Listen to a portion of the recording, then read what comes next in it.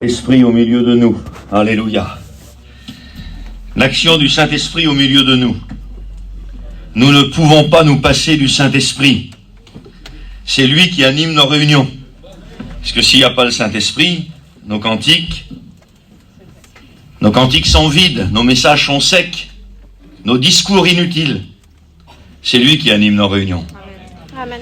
Et c'est lui qui convainc. Alléluia, alléluia. Merci Seigneur. Voilà, je remercie les frères de l'Église de me donner l'occasion de m'adresser à vous ce soir et demain. Je salue chaque serviteur de Dieu qui est là. Je suis très heureux de vous voir, vraiment. Les chrétiens, les chrétiennes, que Dieu vous bénisse. Que Dieu vous bénisse. Quel privilège nous avons. Amen. Nous avons Jésus. Amen. Je dis depuis quelque temps, je dis, on ne devrait pas demander à quelqu'un s'il est chrétien. Parce que le mot chrétien, aujourd'hui, ça ne veut plus dire grand-chose. On devrait lui demander, t'as Jésus? Parce qu'il nous faut Jésus. Amen. Il ne faut pas simplement se baptiser. Il ne faut pas simplement adhérer intellectuellement. On a beaucoup dans notre grande mission qui adhèrent intellectuellement. Mais il nous faut Jésus. Amen. Et quand on a Jésus, on a tout. Amen. Est-ce que tu sais que quand tu nais de nouveau, tout ce que tu vas recevoir après ta nouvelle naissance est inférieur à ce que tu possèdes déjà? Tu le sais, ça?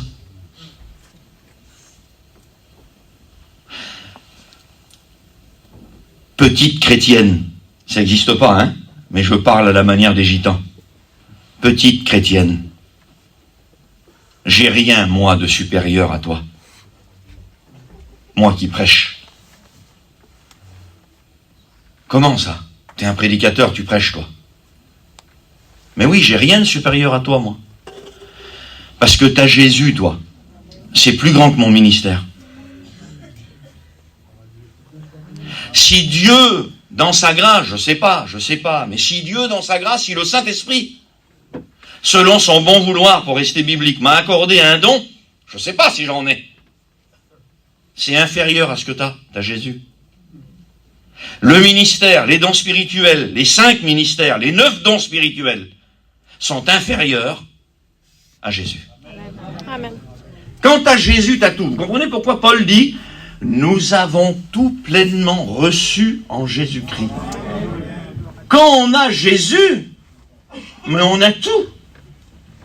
Quand on a Jésus, on peut mourir. On peut mourir quand on a Jésus. Parce que c'est le principal de tout. Inspiré aux dons les meilleurs. Il y a une route après. Il y a un chemin pour nous qui sommes encore vivants. Il y a une route, il y a un chemin. Inspiré aux dons les meilleurs. Il y a les ministères, il y a la sanctification, il y a le renoncement.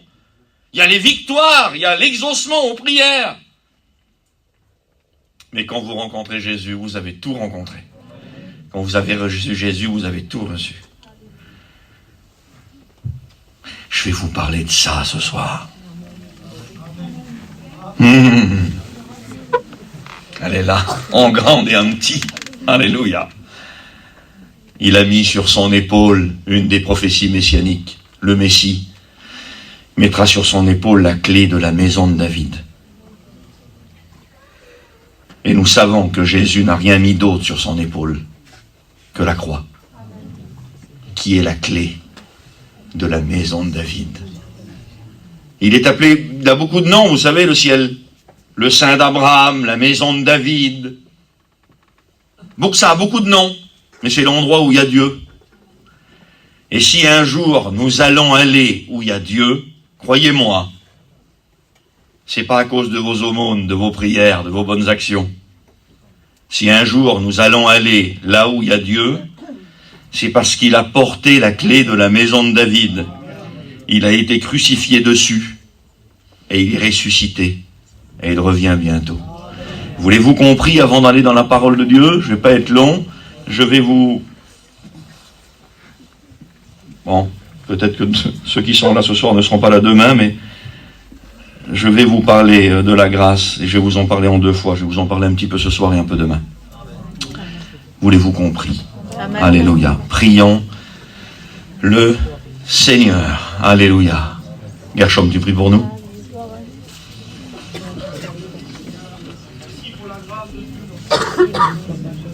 Laisse-leur d'écouter ta parole. Merci pour tes bienfaits. Merci parce qu'elle nous encourage, ta parole nous relève.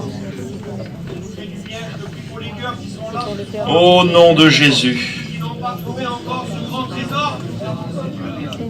Touche les cœurs au salut dans le nom de Jésus. Bénis des signes pour nous, donne-lui la pleine liberté, l'onction dans son cœur, dans son langage. Seigneur, nous voulons écouter rien d'autre que ta parole. Viens nous faire du bien au nom de Jésus. Merci pour ta grâce.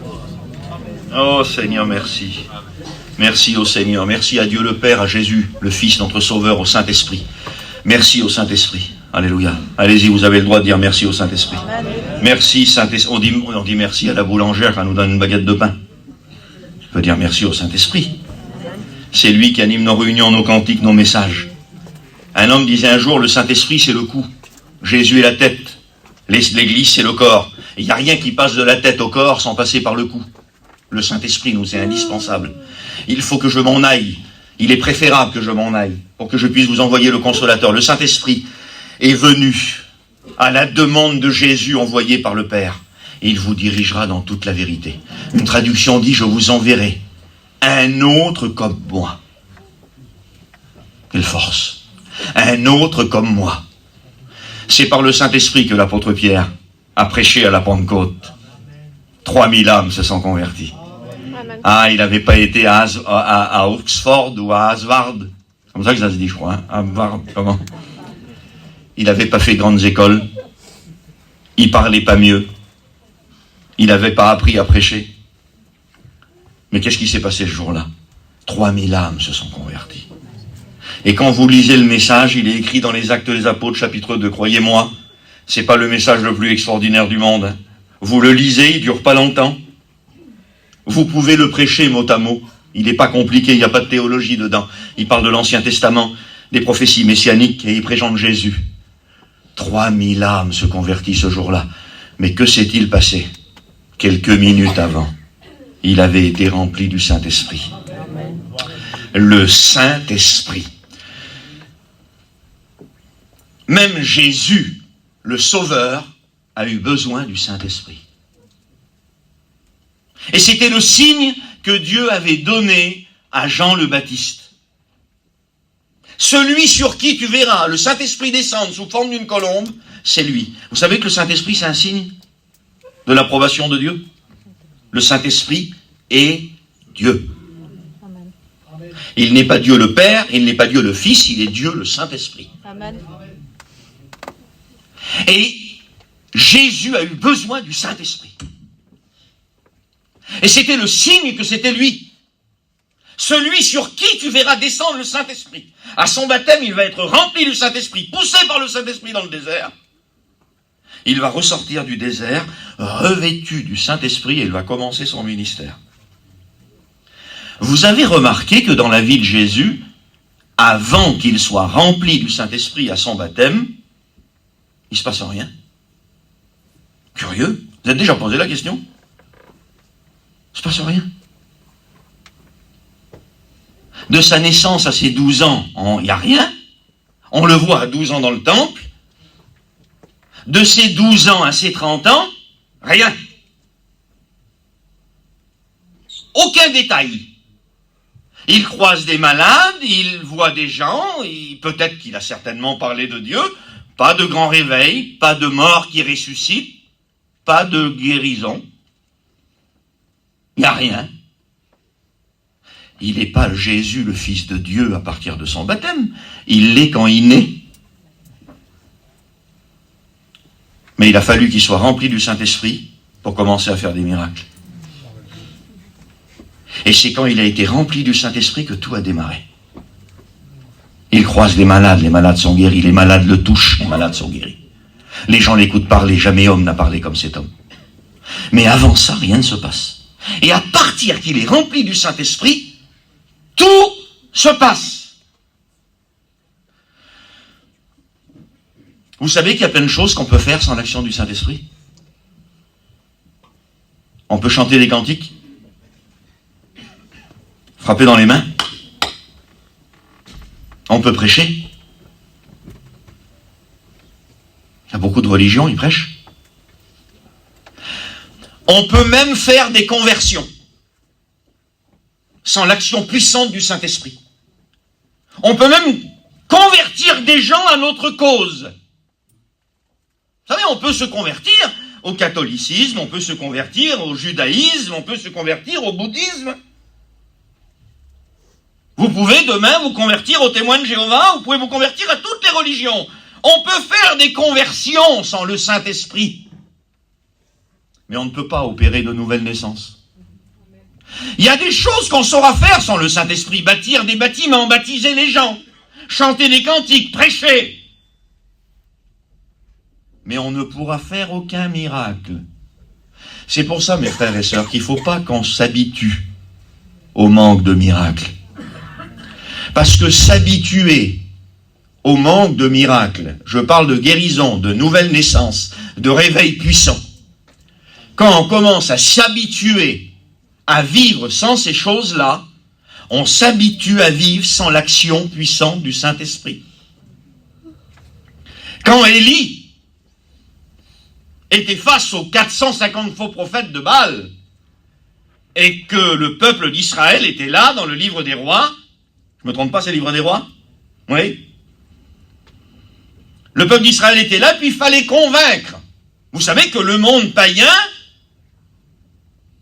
attend d'être convaincu. Il est en demande. Les perdus sont en demande.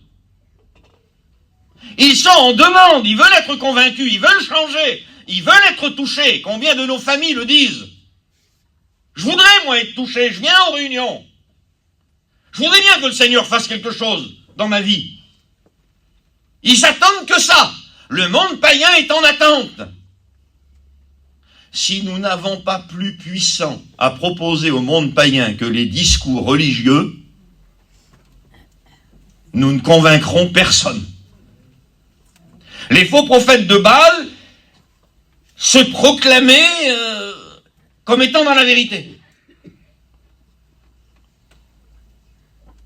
Et ils vont prier Dieu, ils vont faire, parce qu'il fallait prouver qui était dans la vérité. On en est là aujourd'hui, nous, hein? Nous, on est dans la vérité. Amen. On est dans la vérité. Amen. Amen. Dieu est avec nous. Alors les faux prophètes de Baal le disaient aussi, eux. Dieu est avec nous. Et vous allez voir, on va faire agir Dieu. Puis ils commencent à prier, crier, ils vont même se meurtrir. Ça dure un moment, Élie, il est là, et tout seul, Élie. Il est tout seul, lui. Il a Dieu. Amen. Il a Dieu. Et eux, ils sont beaucoup. Mais ils n'ont pas Dieu.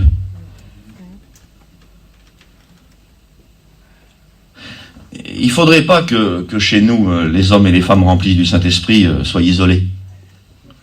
Les bizarres, c'est pas les remplis du Saint-Esprit, hein. Les bizarres, c'est les vides.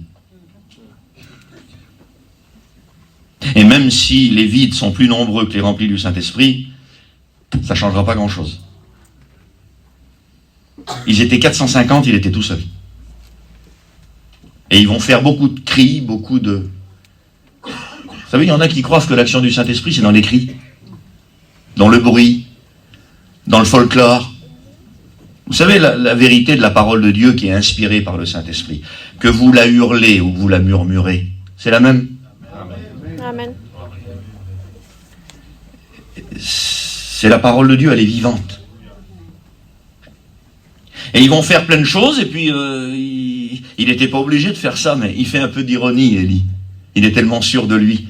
Vous savez, quand vous avez Dieu avec vous, hein, il fait un petit peu d'ironie, un petit peu pour ceux qui connaissent l'histoire. Je ne rentre pas dans les détails. Il est où votre Dieu? Alors? Ça y est? Vous avez fini? Allez à moi maintenant. Alléluia. Ça y est, c'est bon? Bon, allez, à moi. Et là, il va même en faire plus qu'il... Il va en faire plus qu'il en faut. Mais vous savez que l'action puissante de Dieu, c'est ça? il nous donne ce qu'il nous faut et il nous donne plus qu'il nous en faut. Amen. Parce que Jésus est venu pour que les brebis aient la vie et qu'il l'ait en abondance. L'abondance de vie. Alléluia. Quand je parle de l'abondance de vie, je dis le Seigneur ne veut pas seulement te donner dans ta vie, dans ta vie, du pain, mais il veut te mettre aussi du beurre dessus. Puis un petit morceau de fromage, si tu en as besoin. Dieu est venu nous donner la vie, et nous donner la vie en abondance. Je dis juste ça entre parenthèses. Un chrétien, normalement, ça fait pas pitié. Vous savez qu'un chrétien, ça doit pas faire pitié? Un chrétien, ça doit faire envie. Amen.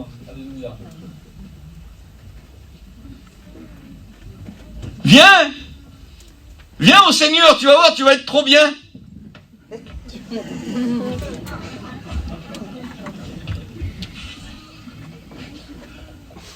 Ouais. Tu vas voir, le Seigneur, il va te bénir. Ça fait 2 paires de souliers que je te donne.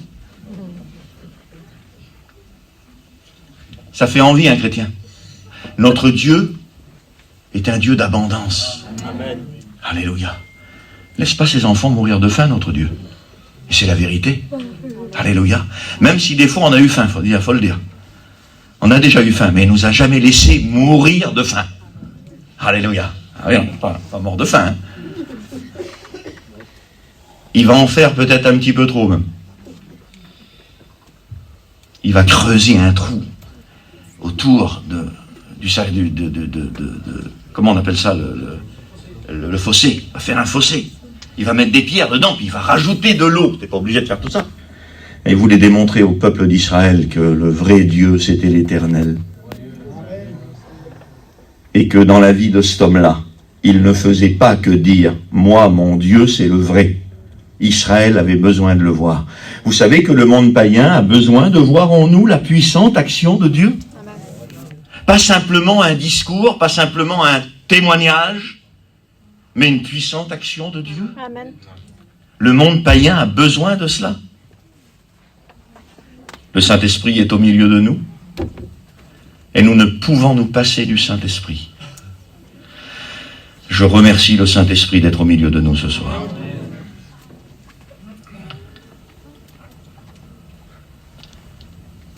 Je me suis posé cette question-là il y a quelque temps. Seigneur, il faut que je sois juste dans mes prédications. Faut que je sois juste. Il faut que les gens comprennent. Parce que je me suis aperçu un petit peu avec l'expérience que des fois, quand on prêche l'évangile, tous ne comprennent pas. Et c'est un souci, ça, que tous ne comprennent pas. Mais il y a une réalité. On a tous des degrés de compréhension différentes. Et on a aussi tous, comment je vais le dire ça, un degré de décodeur spirituel différent. Jésus a dit ça sur les apôtres. Il leur ouvrit l'esprit afin qu'ils comprennent les Écritures. On est censé comprendre les Écritures. Mais parfois ça nous échappe. Et moi, à un moment donné, je me l'ai reproché ça. J'ai dit, Seigneur, ça m'a arrivé de dire certaines choses de ta parole, mais que des gens qui étaient là l'ont pas compris. Comment ça se fait? Ça vient de ta parole. Et quand vous vous posez une question par rapport à Dieu, souvent les réponses viennent de la parole de Dieu. Je crois, le Seigneur m'a déjà parlé. Le Seigneur nous parle dans des rêves, dans des songes, dans des révélations. On l'a tous vécu, ça. Mais souvent, quand vous vous posez une question, souvent votre réponse jaillit de la parole de Dieu. Et quand je me suis posé cette question-là, il y a des versets qui sont venus dans mon esprit. Un jour, Jésus fait la reproche aux apôtres de ne pas bien comprendre sa parole. Vous savez que c'est possible de prêcher la véritable évangile et qu'elle ne soit pas comprise. Vous savez que c'est possible, ça? Jésus va faire la reproche aux apôtres un jour. Il donne une parabole et les apôtres vont venir vers lui, vont dire, Seigneur, que signifie cette parabole? Et là, Jésus, il est un petit peu contrarié, pour pas dire autre chose. Il les regarde et il dit sur eux, mais jusqu'à quand vous supporterai-je? De quel esprit êtes-vous animés? Ces choses à eux, ils leur ont été cachées, il parle des pharisiens. Mais à vous, ils vous ont été révélés. Pourquoi vous ne comprenez pas? Donc même les prédications de Jésus pouvaient être mal interprétées. Écoute, c'est pas parce que toi tu comprends pas que ce que je prêche est faux. Parce que moi je prêche ça. Amen. Et tu peux ne pas tout comprendre, toi. Mais ça reste la parole de Dieu. Seigneur, c'est quoi la semence qui tombe le long du chemin? C'est ceux qui entendent la parole et qui ne la comprennent pas. Ne la comprennent pas. Ça peut arriver. Certains messages de Jésus n'étaient pas toujours compris. Mais ça restait la parole de Dieu. Et c'est pour ça que Jésus a ouvert l'esprit des apôtres pour qu'ils comprennent les Écritures. Et je crois que c'est une prière qu'on doit faire. Seigneur, je ne deviendrai jamais plus intelligent ou plus instruit ou plus cultivé. En plus, on n'est pas un peuple qui s'est beaucoup intéressé à ça, quoique maintenant on est des savants à côté d'avant. C'est vrai, on sait tous lire. Il n'y a pas longtemps qu'il n'y en a pas beaucoup qui savaient lire. Il n'y a pas tellement longtemps, croyez pas. On a évolué rapidement, mais il n'y a pas tellement longtemps. Quand quelqu'un savait lire et écrire, c'était un préfet vers nous. C'était à l'école biblique, ça. Il y en avait un qui écrivait au tableau. Et j'avais un copain, moi, qui disait à côté. Il écrit comme un préfet. Il n'y a pas longtemps, il y a 30 ans. C'est pas 100 ans. On sera jamais plus intelligent ou plus cultivé. On va pas commencer à faire des écoles maintenant, on n'en a jamais fait. Mais Dieu, par le Saint-Esprit, peut ouvrir notre esprit pour qu'on comprenne les Écritures. Mais Sim, pourquoi tu parles de ça? Parce qu'on vit une époque où beaucoup ne savent plus à quel saint se vouer. On vit à une époque où beaucoup de chrétiens ne savent plus sur quel pied danser. On vit à une époque aujourd'hui où tout le monde dit la sienne. Il y a les chrétiens qui sont troublés, il y a nos inconvertis qui sont encore plus troublés que nos chrétiens, parce qu'ils écoutent un tel dire ça, l'autre dit bleu, l'autre dit vert. Mais qui c'est qui a raison dans tout ça? C'est quand même bizarre parce qu'ils prêchent tous la Bible. Mais qu'est-ce qu'il y a alors? Ils lisent pas tous le même livre. Qu'est-ce qui se passe? Même l'apôtre Pierre va faire allusion à cela concernant les enseignements de Paul. Ce que notre frère Paul enseigne, c'est très difficile à comprendre. C'est Pierre qui dit ça. Et Pierre, c'est pas vous et moi, hein, même si c'est pas un savant, Pierre. C'est vrai, c'est pas un savant, Pierre. C'est pas Paul. Mais c'est quand même l'apôtre Pierre. Eh ben, il avoue, lui, que ce que Paul enseigne, c'est pas facile à comprendre, et que certains, et c'est là qu'il faut que Dieu nous garde, et qu'il nous faut la puissante action du Saint-Esprit pour nous éclairer, parce qu'on n'est pas plus sucré que les autres, on peut aussi nous glisser dans des travers. C'est difficile à comprendre ce qu'il enseigne l'apôtre Paul, et il dit, certains en ont tordu le sens. Et l'apôtre Paul, c'est lui qui écrit les 13 épîtres, 13 hein, du Nouveau Testament. Il a écrit les 2 tiers du Nouveau Testament. C'est lui qui pose toutes les doctrines et la base du salut par la foi. Vous la voyez là? Là, vous la voyez là? Alléluia. Il pose les bases du salut par la foi. Et l'apôtre Pierre parle de Paul et il dit, c'est difficile à comprendre ce qu'il dit, parce que ça va à l'encontre de tout l'enseignement judaïque, qui est basé sur la justification par les œuvres. Quand Paul il dit, je n'ai point honte de l'évangile, elle est une puissance de salut pour quiconque croit. J'en ai pas honte. Pourquoi il dit ça? Parce qu'il y en a qui étaient venus vers lui. Et qu'avait dit sur lui? Eh ben, Paul, les Juifs, t'es bien descendu bas, mon vieux. C'est un pharisien. Il pratiquait la loi sur le bout des doigts. Même pas marié.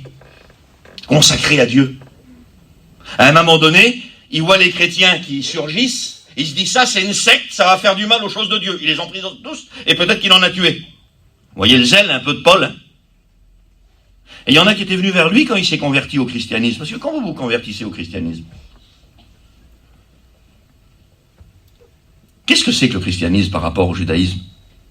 C'est que dans le judaïsme, dans l'ancienne alliance, il fallait faire pour être sauvé. Faire tout. Et comme il n'y en avait pas un qui arrivait à faire tout, tout le monde était perdu. Et le christianisme, c'est quoi? Tu n'as plus besoin de faire pour aller au ciel. Il y a quelqu'un qui a fait pour toi. Amen. Amen. Quelle beauté. On s'étonne après que l'évangile, c'est la bonne nouvelle. Il n'y a pas meilleure nouvelle que l'évangile. Le mot évangile veut dire bonne nouvelle. Il n'y a pas meilleure nouvelle que celle-ci. Il n'y a pas meilleure nouvelle que celle-ci. Parce que la réalité du christianisme, c'est ça. Et les Juifs venaient vers Paul, ses anciens amis, et lui ont certainement dit, eh ben mon vieux, tu t'es converti à un truc nouveau là, la justification par la foi, alors ça y est alors, tu crois en Jésus et t'es sauvé. Dis donc, c'est drôlement facile ton truc. Eh ben oui.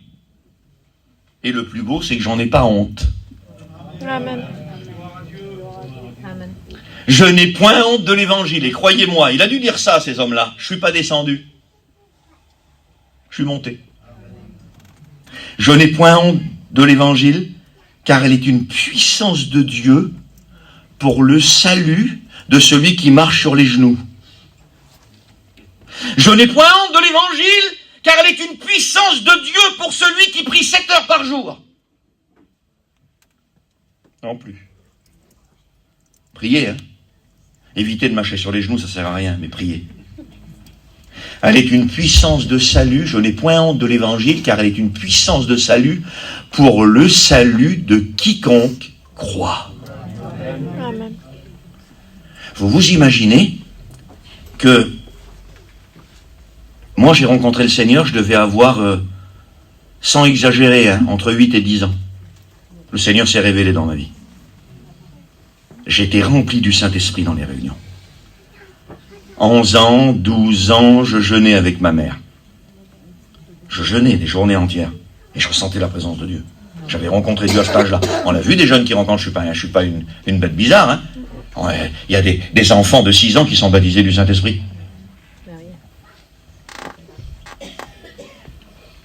J'ai grandi, à 14 ans, je me suis baptisé. J'étais un chrétien. À 16 ans, j'ai été appelé au ministère. À 18 ans, j'ai commencé à prêcher. Toute ma vie, j'ai été chrétien. J'ai eu Dieu dans ma vie toute ma vie. J'ai rien fait d'autre que lire la Bible. Et je suis jamais tombé, dis donc. J'ai fait plein d'erreurs, mais j'ai jamais laissé tomber Dieu. Je suis jamais devenu rétrograde. Quelle beauté! On dirait que j'ai un peu de mérite, non?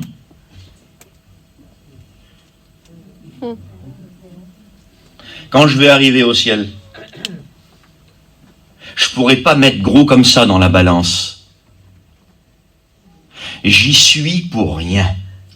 Et même si je vivrai encore 30 ans, et que je meurs à 80 ans, à 80 ans, j'aurai 62 ans de ministère. Et si je vais au ciel à ce moment-là, je saurai que si j'y suis, tout ça là, c'est nul. Ça pèse pas dans la balance. C'est lui qui m'y a amené. Amen. Et moi, là, comme je suis là, toi qui n'es pas chrétien, qui as vécu dans le péché toute ta vie, si tu te convertis ce soir et que tu demandes à Jésus de te faire naître de nouveau, alors tu peux être sauvé ce soir, tu le sais? Amen. Quelle beauté. Ça, c'est une preuve que c'est pas la vie chrétienne qui sauve. Vous savez que c'est pas la vie chrétienne qui sauve. Sinon, c'est faux ce que je viens de dire. Si c'est la vie chrétienne qui sauve, quand on dit dans une réunion, si tu donnes ton cœur à Jésus, tu es rentré perdu, tu peux ressortir sauvé. C'est un mensonge. Parce qu'il n'a pas été chrétien, encore. Il n'a pas vécu la vie chrétienne, il n'a pas chanté à la chorale, il n'a pas donné sa dîme, il ne s'est pas encore baptisé, il ne peut pas être sauvé. Et pourtant si. Vous voyez que c'est que lui, le ciel. Le ciel, c'est que Jésus. C'est la raison du salut du brigand.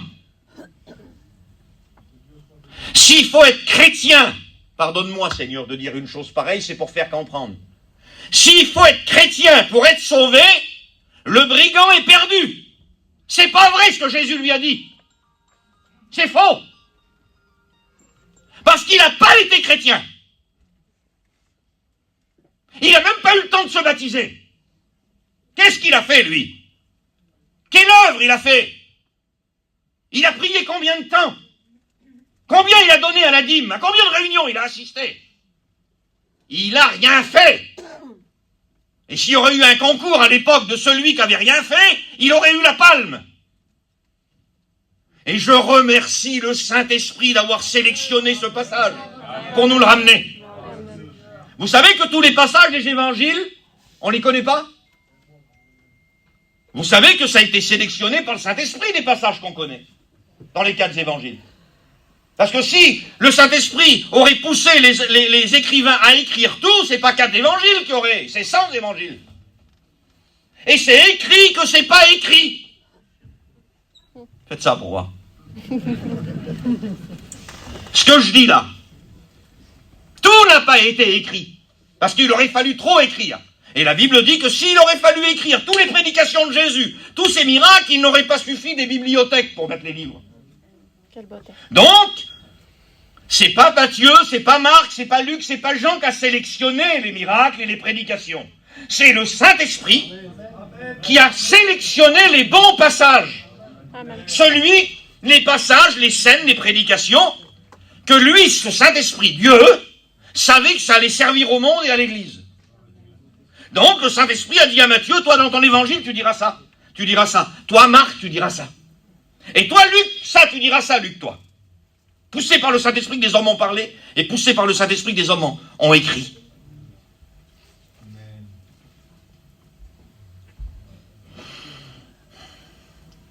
La scène du brigand. Merci, Saint-Esprit, de nous l'avoir ramené. Amen. Si on n'aurait pas eu la scène du brigand, on aurait peut-être mis des années de vie chrétienne pour être sauvé. Pour être sauvé, il faut un minimum 10 ans. 10 ans chrétiens et tombe pas entre-temps. Hein. Il a voulu que cette scène nous revienne.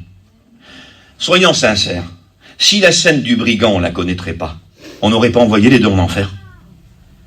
Soyez sincères avec moi.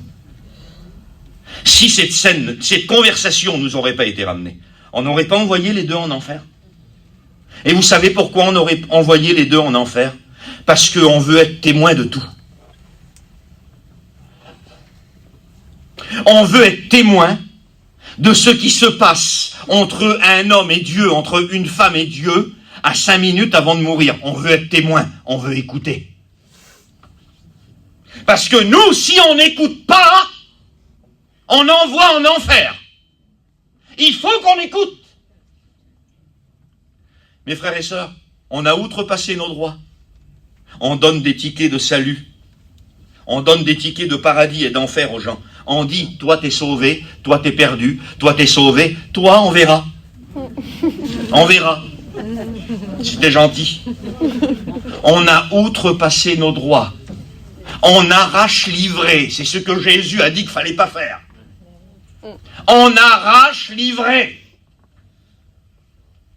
Et si quelqu'un se dit à cet instant, au niveau de la prédication là que je suis, si quelqu'un se dit, Nessim, ça peut être mal compris ce que tu dis. Laisse pas les oiseaux venir pour enlever la semence. C'est des gens qui ne comprennent pas la parole. Qu'est-ce qui se passe? Le diable vient et l'enlève. Demande au Saint-Esprit de comprendre. Amen. Parce que moi, j'y peux rien si tu comprends pas. J'y peux rien. L'apôtre Paul avait du mal à être compris. Jésus n'était pas compris. On est qui, nous? Nous, on peut prêcher que la Bible, la vérité. On a outrepassé nos droits. On juge de trop. Certains sont rentrés dans une espèce, moi ce que j'appelle une espèce de bulle évangélique. Ils veulent plus trop se mélanger avec certaines personnes. Bientôt, on va devenir les hyper saints. Mais si on est saint aujourd'hui, je vous apprends rien. C'est grâce à Jésus qu'on est saint. Amen. J'ai pas lu un verset, pardonnez-moi. Je dois en avoir à peu près 70 devant moi. C'est grâce à Jésus qu'on est saint. Pour vous dire que c'est grâce à Jésus qu'on est saint, l'Église ne peut pas se passer du sang du Christ. Les inconvertis en ont besoin pour être sauvés. Les chrétiens en ont besoin pour rester sauvés. Parce que si le sang coule plus sur nous, là, tous les chrétiens qu'on est là, les serviteurs de Dieu là, si le sang coule plus sur nous, s'il n'y a pas la possibilité du pardon, tout à l'heure, dans 2 heures, on est tous perdus. Eh oui, on ne peut pas se passer du sang. Pourquoi, Décime, tu parles de ça et juger? Ben, quand on réalise qu'on est saint grâce à Jésus, on arrête de juger les gens. T'es peut-être pas aussi bon que tu le crois. Ça vous a jamais choqué que Jésus, pourtant il apporte la grâce, lui il apporte le salut. Il est la fin de la loi, là, Jésus. La fin, l'aboutissement, la fin de la loi. Il abolit pas la loi, il l'accomplit. Donc son pouvoir de malédiction sur nous, la loi, elle l'a plus. Elle était comme ça avec le bâton pour frapper l'humanité. Jésus s'est mis devant, c'est lui qui a pris le coup. On appelle ça la substitution. Il vient accomplir la loi, ouvrir les portes du ciel à tous les hommes de la terre. Mais ça vous a pas choqué que dans le Nouveau Testament, concernant les œuvres et le péché, il est encore plus dur que Moïse? Je ne sais pas si ça a choqué quelques-uns d'entre vous, que dans la Nouvelle Alliance, il y a des versets qui sont encore plus durs que Moïse. Moïse, il dit, tu ne commettras pas l'adultère. Et vous savez pourquoi il est plus dur? Je vais vous le dire maintenant. C'est pour certains qui se croiraient saints, des fois. Il faut l'enlever, l'auréole, là. Parce qu'elle n'existe pas, en vrai. Moïse dit, tu ne commettras pas l'adultère. Que dit la Nouvelle Alliance? Celui qui pense dans son esprit l'a déjà commis. Allez. Comment que ça se fait que c'est plus dur? Je me souviens d'une phrase de Jimmy. La loi a été donnée pour montrer à l'humanité son échec. Celui qui pense dans son esprit l'a déjà commis. La loi dit, tu ne tueras point. Que dit la Nouvelle Alliance? Celui qui est en colère contre son frère est passible de jugement. Il est meurtrier. Ça vous arrive d'être déjà en colère, déjà, les uns sur les autres? Eh bien, pour Dieu, vous êtes meurtrier, moi aussi. Comment qu'on fait alors? Ah, merci pour le sang, Jésus. Amen. Merci pour le sang. Tu ne peux pas te passer du sang, même avec tes 50 ans de vie chrétienne. Moi, ça fait 36 ans que je suis baptisé. Et toi, ça fait 38 ans. Eh bien, ça, t'as besoin du sang. Amen. Et c'est pour toi qu'il l'a versé. Et il n'est pas avare. Ah, la grâce, source de salut pour tous les hommes, a été manifestée. Le sang de l'agneau. Et il y a un verset dans la Bible, c'est le pire de tous. Le pire de tous. Celui qui sait faire le bien et qui ne le fait pas commet un péché. Que les bons chrétiens lèvent la main.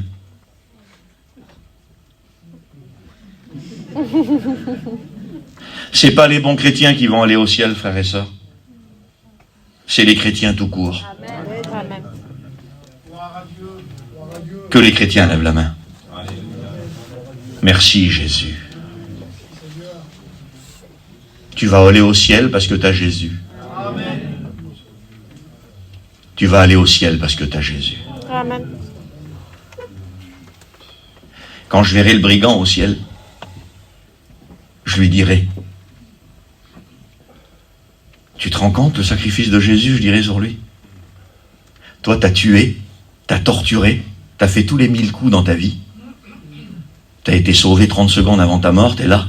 Et moi, j'ai été toute ma vie chrétien en bas. J'ai sauvé des âmes, je suis pareil que toi en haut. Pas bon, le Seigneur? Merci, Jésus. Amen. Merci, Jésus. Amen. Beaucoup de nos bien-aimés ont accepté le Seigneur au dernier moment. Amen. Ceux qui croient et qui ne sont pas sauvés, c'est parce qu'ils n'ont pas compris la croix, la grâce. Ils l'ont pas compris. Ils ont cru que le salut, le ciel, ça se payait. Écoutez, vous voulez être des chrétiens victorieux, payez le prix. Payez le prix. Vous voulez être exaucé dans vos prières, voir vos enfants se convertir, que Dieu se sert de vous, payez le prix. Jeunes serviteurs de Dieu, vous voulez avoir un ministère florissant, être rempli du Saint-Esprit, passez pas votre vie devant la télé ou à l'échiner, hein. Vous voulez un ministère béni, payez le prix. Vous voulez être sauvé, vous n'avez rien à payer. Le prix a été payé. Amen. Le jour où vous entendrez un pasteur dire « Si tu veux être sauvé, il faut que tu payes le prix », c'est une erreur doctrinale, la plus grande erreur doctrinale de la Bible. Car l'humanité n'a plus rien à payer. Amen. Jésus a payé.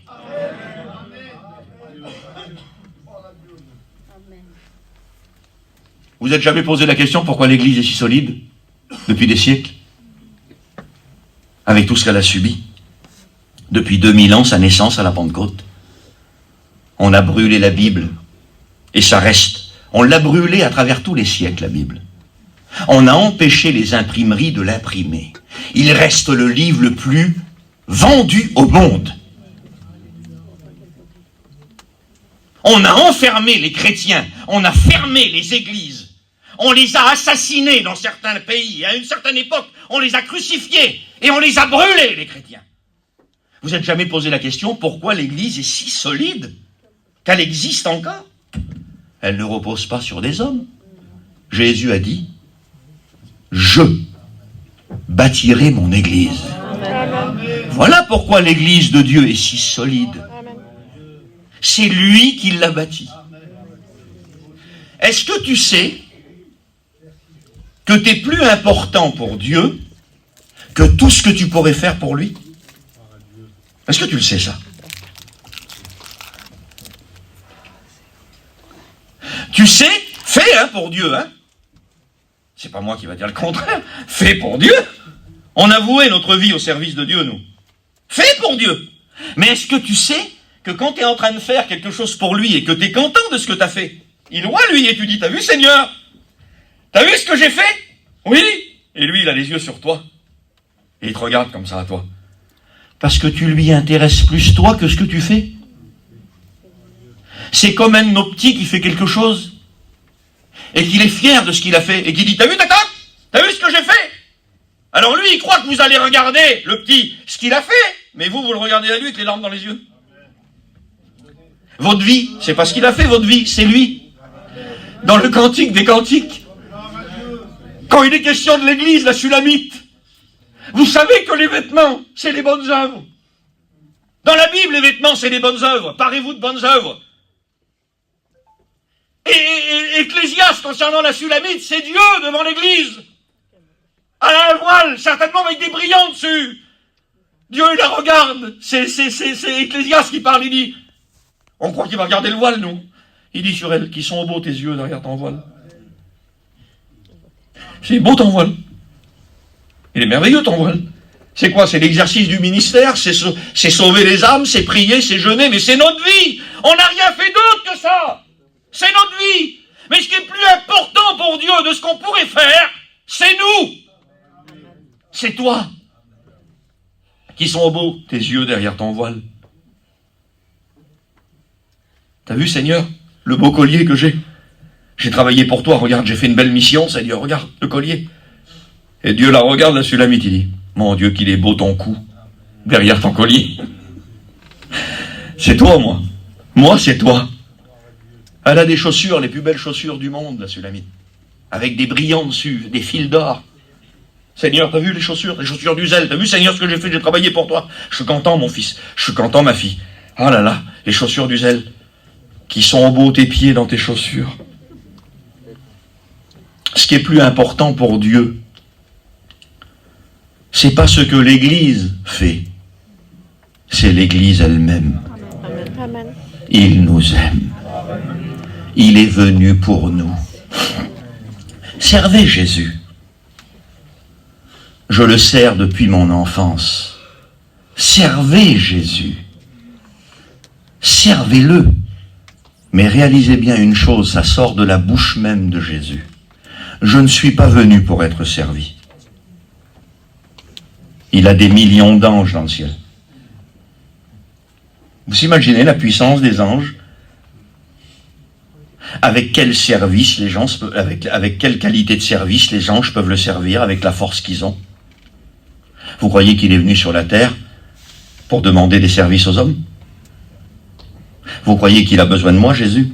C'est une grâce qu'il me fait de participer à son œuvre. C'est une grâce qu'il nous fait de donner un petit mot à quelqu'un, de prêcher l'évangile, de placer une chaise, de monter un chapiteau. C'est une grâce. Il n'est pas venu pour être servi, et pourtant nous sommes à son service. Il est venu pour servir. Il est venu pour nous. Amen. Sans toi aimer. T'es aimé. Amen. T'es aimé. N'aie pas peur de venir au sang. Ne crains pas.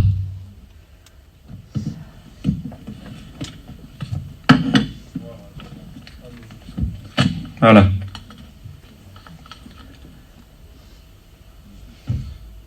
Si je reviens, le Père va me gronder. Le diable nous dit souvent ça. Si je reviens, le Père va me gronder. Non, il t'attend à la porte. Et quand je dis « si je reviens », je ne parle pas d'un rétrograde parti dans le péché, même s'il y en a parmi nous. S'il y a des rétrogrades qui sont partis loin de la maison de Dieu, je voudrais vous dire que vous pouvez revenir, le Père vous attend à la porte. Amen. Il n'a pas mis ta robe au placard, il l'a dans les mains, il t'attend avec. Gloire à Dieu. Tes chaussures, il les a pas données à quelqu'un d'autre. Il les a dans les mains, il attend que tu reviennes.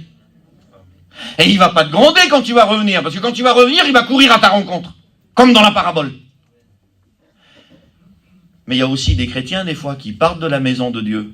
Dans l'esprit, ils partent de la maison de Dieu. Le corps est là, mais eux sont très loin. Quelle beauté. Tu peux revenir aussi. Amen.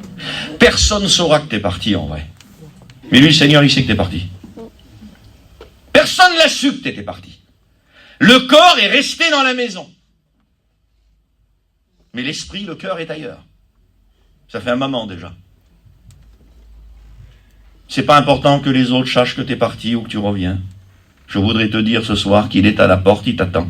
Amen. Gloire à Dieu. Et pour terminer, je voudrais dire ça. Ne demande pas à un frère de t'aimer comme un père. Ne demande pas de t'aimer comme un père. Vous avez vu la réaction du frère quand le fils prodigue revient? On s'aurait attendu à autre chose, non? C'est quand même le frère, quand même. Je suis content que mon frère est revenu. Ben non. Ben oui, mais un frère, c'est pas un père. C'est normal, vous comprenez? C'est normal.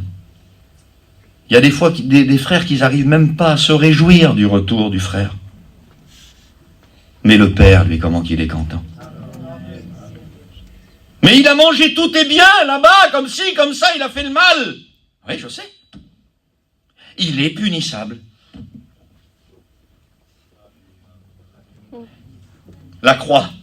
Il est punissable. Oui. Je devrais le gronder. Je devrais le renvoyer. Je devrais lui faire tous les reproches et ce serait juste. Mais comment tu veux pas que je me réjouisse? Mon fils, ton frère qui était mort est revenu à la vie. Amen. Quel dommage qu'il y a des frères, des sœurs qui vivent pauvrement dans la maison du Seigneur. Vous savez qu'il y en a qui vivent beaucoup plus pauvrement à l'intérieur que ceux qui sont partis. Il n'avait pas bougé de la maison et il avait vécu comme un pauvre toute sa vie. Vous savez pourquoi il avait vécu comme un pauvre, cet homme-là? Il ne connaissait pas bien le Père. Nessim, comment tu peux avancer ça? Je termine, hein, ça y est, c'est fini. Comment tu peux avancer ça? Que le fils qui avait resté connaissait pas bien le Père. Mais quand il lui dit, Seigneur, tu le vaugras pour lui qu'il a fait les 1000 péchés, et moi qui a toujours été à ton service, tu m'as pas donné un petit agneau pour me réjouir avec mes amis. Mais mon fils, tout ça c'est à toi, tu le sais pas. Tu sais pas que tout ça c'est à toi, qu'il fallait te servir et que tu as vécu comme un pauvre toute ta vie. Il y a des gens qui n'ont jamais quitté la maison, ils vivent comme des pauvres. Arrête de vivre comme un pauvre. Mets sur la table. T'es quelqu'un de la maison. Amen. Tu fais plus partie des gens du dehors. Amen. La Bible nous appelle les saints gens de la maison de Dieu. Amen. Mets sur la table. Ouvre le frigo. T'es chez toi. T'es un chrétien. Et ce dernier verset-là. Seigneur, apprends-nous à prier.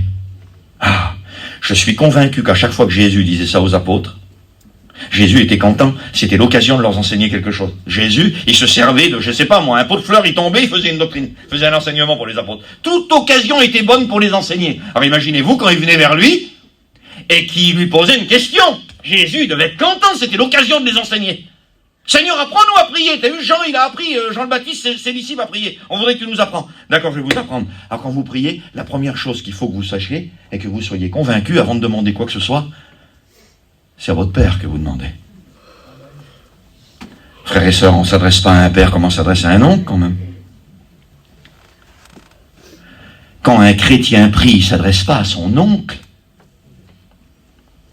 À un oncle, on dit « s'il te plaît ». Il ne s'adresse pas à un cousin, un chrétien, quand il prie. Vous comprenez maintenant le verset? Et ce sera mon verset d'introduction demain matin. Le Seigneur a voulu que je le prêche comme ça ce soir. Mon verset d'introduction demain matin sera celui-là. Approchez-vous donc du trône de la grâce avec assurance. Approchez-vous donc, après tout ça, après avoir été convaincu que celui qui est assis sur le trône, c'est pas un inspecteur des impôts. Vous n'avez pas à trembler. Il ne vous frappera pas. Il n'est plus en colère contre vous. Pourquoi je dis il ne l'est plus? Parce qu'il l'était avant Jésus. Le châtiment qui devait tomber sur nous, Dieu était en colère contre nous, à cause du péché. Le châtiment qui devait tomber sur nous, dit Ésaïe, est tombé sur lui. Dieu le Père ayant châtié son fils Jésus, et il n'a plus à Dieu de le briser. C'est un verset qui a été pour moi pendant des années un mystère, jusqu'à ce que je comprenne la grâce. Il n'a plus à Dieu de le briser. Pourquoi il n'a plus à Dieu de le briser? Parce qu'en le brisant, il ne nous brisait pas à nous. Et c'est pour ça qu'il n'a plus à Dieu de le briser. Il n'est plus en colère contre toi. Jésus a absorbé à la croix du calvaire toute la colère de Dieu. Maintenant, quand tu t'approches du trône de la grâce, tu peux t'approcher avec assurance. Et quand tu te caches un peu, que tu n'es pas convaincu de ce que je vous dis là, tu n'en es pas encore pleinement convaincu, alors tu ouvres la porte, il est là-bas le trône de la grâce, tu ouvres la porte, tu regardes comme ça, puis Dieu est dessus, puis il fait « Viens mon fils ». Mais pas peur. Qui sera contre nous si Dieu est avec nous? Et il est avec nous. Amen. Il est de notre côté, sinon il n'aurait pas envoyé Jésus son fils. Car Dieu a tant aimé le monde. Pose la question s'il est de ton côté. S'il va t'accepter. S'il t'aime. Il t'a tellement aimé qu'il a envoyé son Fils unique. Afin que quiconque croit, quelle simplicité, afin que quiconque croit en lui ne périsse point, mais qu'il ait la vie éternelle. Amen. Alléluia. Et demain matin, on parlera, toujours dans la même lignée, plus qu'un pardon des péchés, une annulation. Et je voudrais dire ce mot-là, parce que je sais que peut-être il y aura une personne ou deux ou trois ou quelques-uns qui ne seront pas là demain. Il y en a qui vont ailleurs au culte. Tu te demandes si Dieu veut pardonner tes péchés. Il a pardonné tous tes péchés avant que tu en commettes un seul. Il suffit que tu crois en lui, que tu viennes dans la repentance et tous tes péchés sont effacés. Amen. Plus qu'un pardon, une annulation, Jésus n'a pas fait seulement en sorte, à travers son sacrifice, Dieu quel sacrifice, quel salut parfait. Il n'a pas fait seulement en sorte que Dieu pardonne nos péchés. Ça il dit.